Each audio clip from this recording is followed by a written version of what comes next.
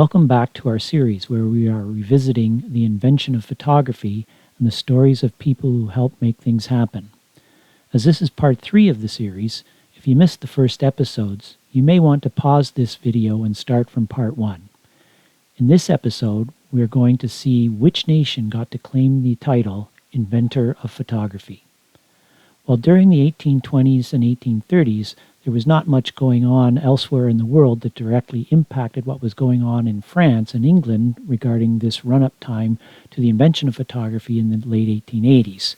It's interesting to note that we have had electric motors for over 200 years, and refrigeration was invented 190 years ago. From 1815 to 1833, things really started to progress quickly towards the invention of photography. Much has been written about Napoleon, so I'm only going to highlight a few things here. France had been at war with Britain and others in Europe and Russia for 23 years. England, being a military rival to France for centuries, was not in a place where Napoleon could just invade and conquer, so instead, in 1806, he tried to close the European markets to British goods and trade in an attempt to cause a revolt from inside Britain by those who would become unemployed. Things came to a head in what's now Belgium at Waterloo on June 18, 1815. In 9 hours, there were a combined 46,000 casualties, and Napoleon was on the run. Knowing that the Prussians had a capture dead or alive order in place, he attempted to escape to the United States, but was captured through an English blockade and surrendered on July 15, 1815.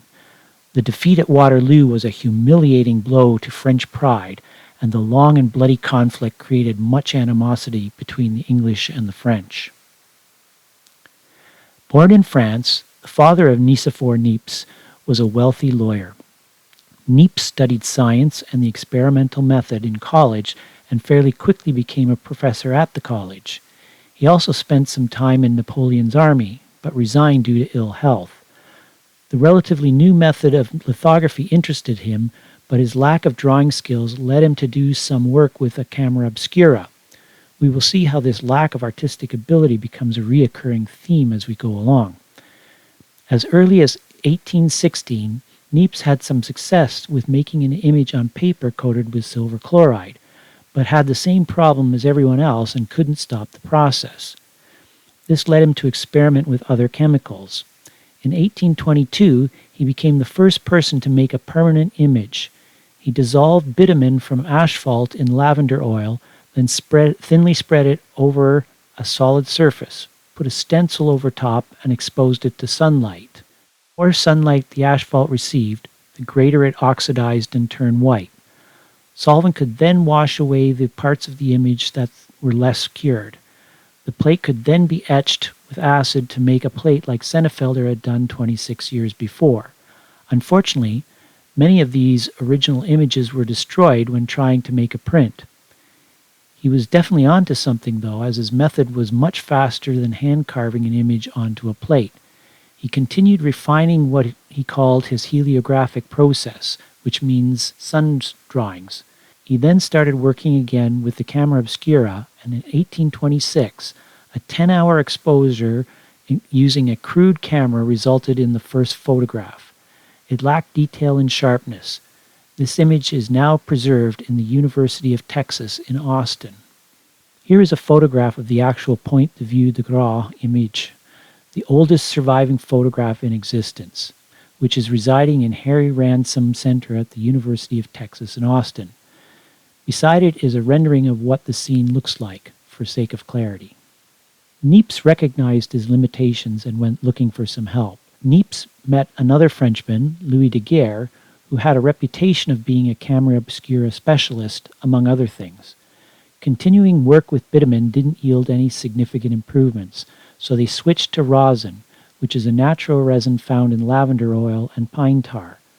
Molten rosin is dissolved in alcohol and then thinly spread over a silver or glass substrate and allowed to dry. Tiny resin particles on the surface are then exposed to sunlight, either in camera or using a stencil. The exposed areas oxidize and become insoluble. The image is inverted over a tray and exposed to kerosene vapors for 5 to 10 minutes. The unexposed areas of the image are dissolved. The length of the exposure to the vapors is crucial, and the solvent in the tray must never touch the plate or the image is completely dissolved. The images made were called physotypes. For the image that is displayed on this slide here, the original glass plate that was made in 1832 survived for 68 years, but was accidentally destroyed in 1900. Daguerre recognized that making images that took hours of time to get an exposure were not very practical. He continued to toil with a lot of what would be called trial and error experimentation, as Daguerre himself was not educated as a chemist. Niepce's knowledge of experimental methods probably helped to guide Daguerre along the way. As with so many great discoveries throughout history, it was chance that led Daguerre to a breakthrough. A silver spoon that was being used was left on top of a metal plate that had been treated with iodine. When he lifted the spoon, he found that a faint image of the spoon was left on the iodized surface. Of course, the image faded as, like so many others before him, he had no way to fix the image and make it permanent. Louis started to work with silver plates and iodine and performed countless experiments in order to fix the images that he made. Possibly doubling back on his previous work with rosin, he found that petroleum oil could develop the image. He continued to push on and discovered that vapors from heated mercury caused invisible images to vividly appear. Voila! Daguerre wrote to Niepce of his discovery, but Nicephore did not believe what Louis told him. Before learning of the definitive results, Nicephore Niepce died of a stroke on July 5, 1833. Being that he was essentially broke, his grave was paid for by the municipality. These are the steps involved in making a daguerreotype image. Pause this video if you would like to read them. If you would like to see how an actual image is made, please use the link bit.ly/P photo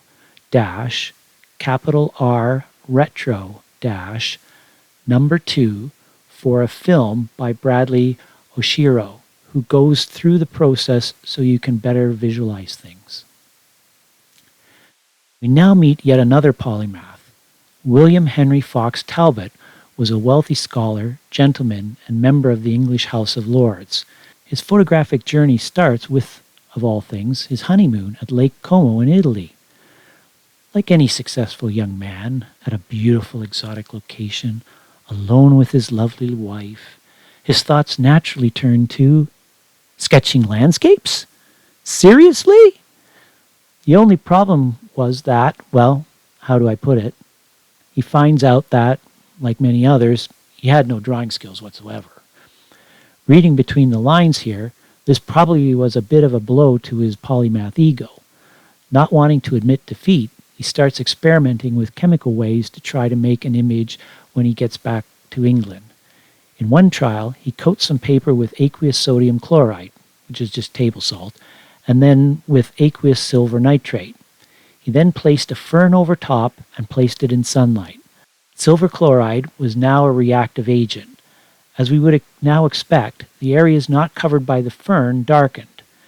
He then immersed the image in a strong saltwater solution, and the areas not exposed to sunlight became less sensitive, but like so many others, he did not completely quench the sensitivity of the image area to light.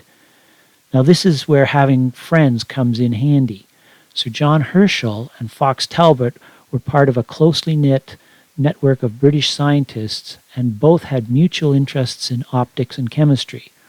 Herschel looks into the problem and discovers the game changer, the Holy Grail, that others had been searching for decades.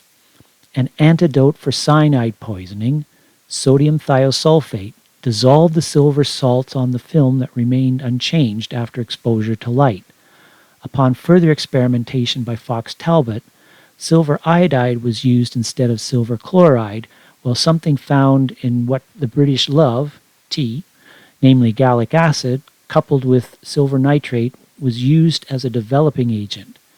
This reduced the required exposure time in camera to only a minute or two for subjects illuminated in bright sunlight. The calotype photographic negative process was born, but not until 1841. Please join us next time when we uncover a Julius Caesar connection, the Boulevard de Crime, a British snub, keeping it all in the family, and learn who exactly did make the world's first selfie, and more. We look forward to you being with us.